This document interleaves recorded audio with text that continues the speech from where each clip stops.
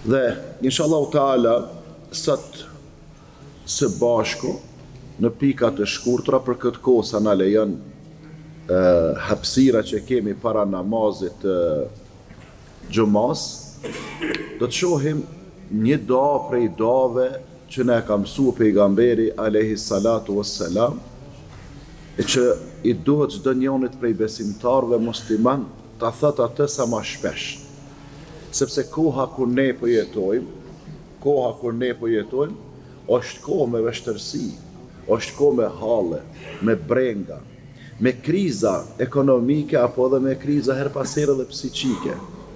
Dikush ka sprova, dikush ka mërzi, dikush ka vujtje, dikush ka varfri, dikush ka frikë. E të gjitha këto janë sprova me të cilat sprovohet besimtari musliman. Për çfarë arsye?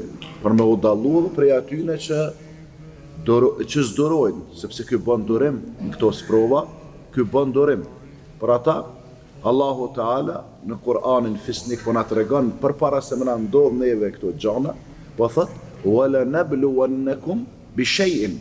Neve do t'ju sprovojmë me disa gjana. Min al-khawfi wal-ju'i wa naqsin min amwali wal-anfusi wath-thamarat.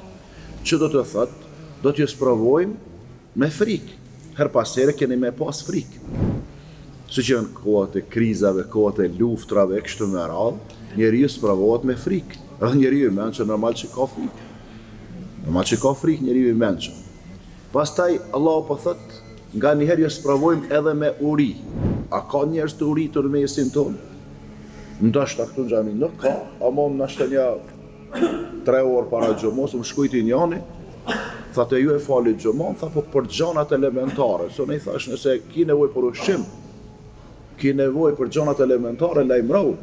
A përpara jo, tha pesh për gjanat elementare, kam qenë tha i martuar, gruaja tha është martuar në Maqedoninë e Veriut, i kam 2 fëmijë, jam të i rrit, banaj që atjetë rrethi i madh atje në hyrje të kryeqytetit, për buk, për gjanat elementare. Do më thonë, nëse ti nuk i sprovu me uri, sa të kena dikën mesin tonë që është i sprovu me uri.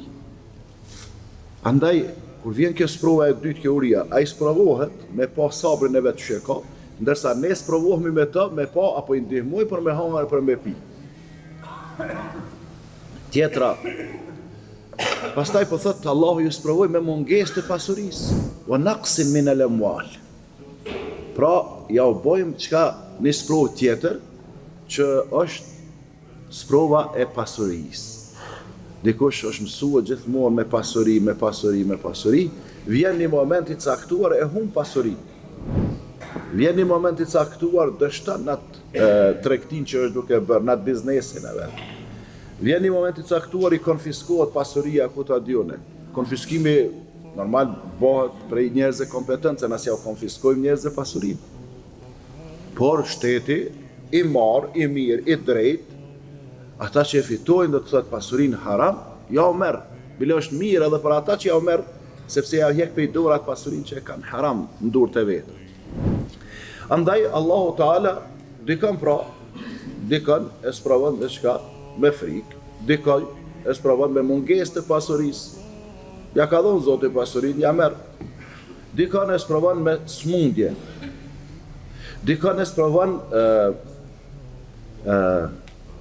edhe me antarë të familjes.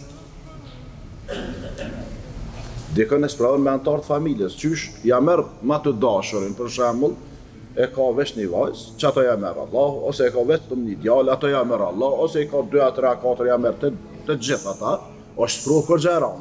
Dikujt ja merr babën edhe nanën, është sprovë e ranë, po ma let pe përballojnë për përpëcion nanën edhe babën, sidomos këta që janë fetarë s'pe kanë fort problem hiç. Kur fort problemi hiç.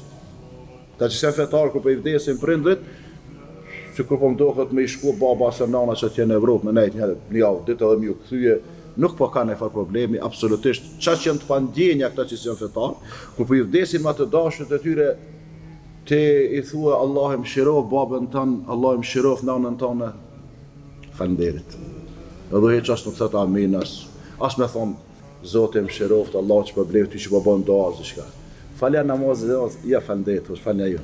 Ka do thu që dyqysh është kjo me nder kështu. Ja falndet, falja jo. Mare babe kena, ja në rregull është problem. Si ja fal hiç. Pastaj Allahu kur po na i përmend këto sprovat, në fund po thot wa bashiris sabirin, e përgëzoj kanë dorimtarët. Pra sprovat po vekan për çfarë arsye? Për me u dallue dorimtarët sabërlit për jo dorimtarëve. Se na krejt të mirë tash ti kur s'kem na istrua, pse krejt dëruar shumë mashallah. Edhe këtu ka një herë na i kanë elshan ka pak sabre, nga një herë, po jo shpesh. Po zakonisht ata nuk janë xhamat rregull, ata janë çështo musafirë dhe ata ne kanë herë ju pengon shembull ligjërata e gjata e shkurta, ku e diu ne ka pak.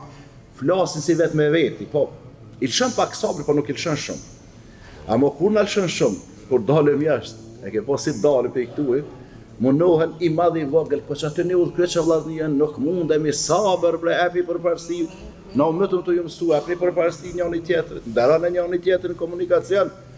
Na duhet me qenë musliman edhe jashtë xhami, se veç mbrana në xhami, kjo është metodë komunistave, përpara që shti kanë mësuar njerëzit, veç në xhami islamisht, ma shumë jo, mos folni. Në punë jo, në rrugë jo, në treg jo, në biznes jo, atje jo. Islami është 24 orë. Andaj, në rastet të këtilla që i përmendëm, pikëllimet, mërzit, vujtjet, sprovat, fatkeqësit, borxhet, atëherë çka?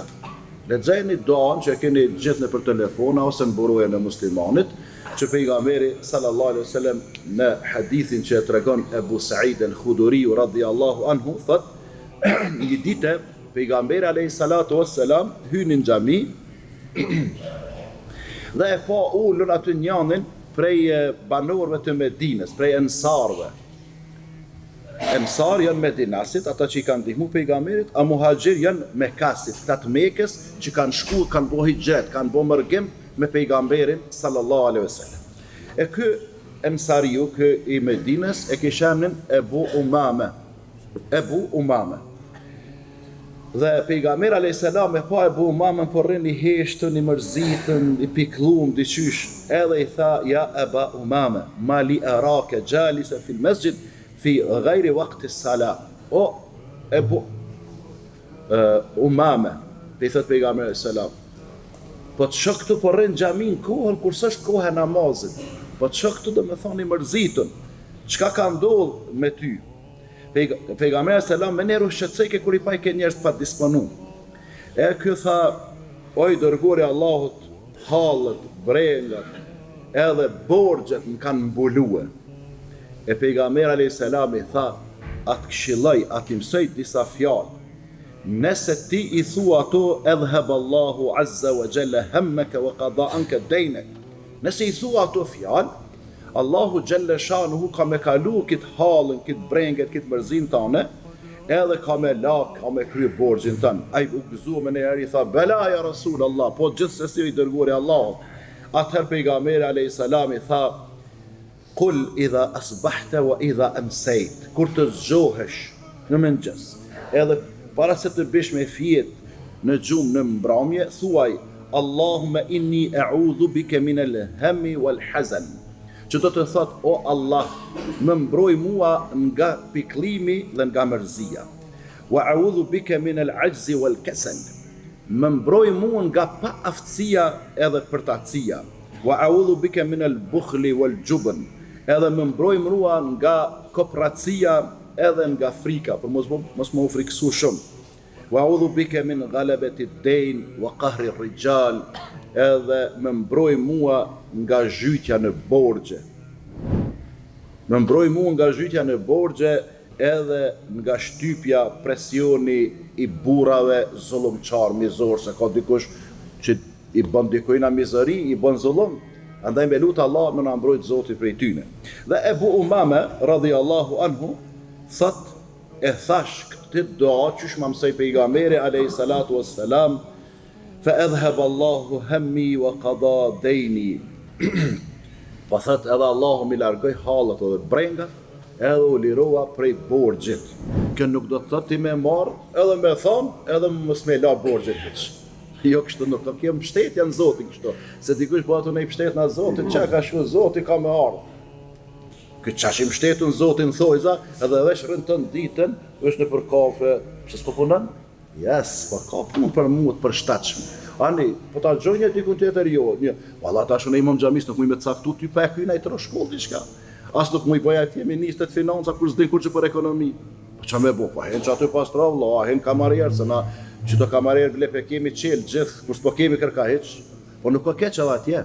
Besonin Zotin, në disa vene për i shëf do të ri po të regojnë, do me thonë rogat 500, 600, 700. Plus të rejot do bakshishe, ku ta djone, runa zët. Plus edhe me bu me vjetë kapak aty, se këta kapak. Jo të gjithë, po kapak, edhe ka një herë për të shpejlon këta shefat se ja kanë instalu kamerën të na ondë. Po jo, disa vene e rrugat e mira edhe pa e kesh përdor hish atë venin e punës. Inshallah Allahu Gjellëshanu huna ndihman, e na udhëzon, e na forcon, edhe këto halle, këto brenga, këto mërzi, këto vujtje, këto borxhe, Allahu na i lehtëson me la. Allahu na fal, Allahu na udhëzon.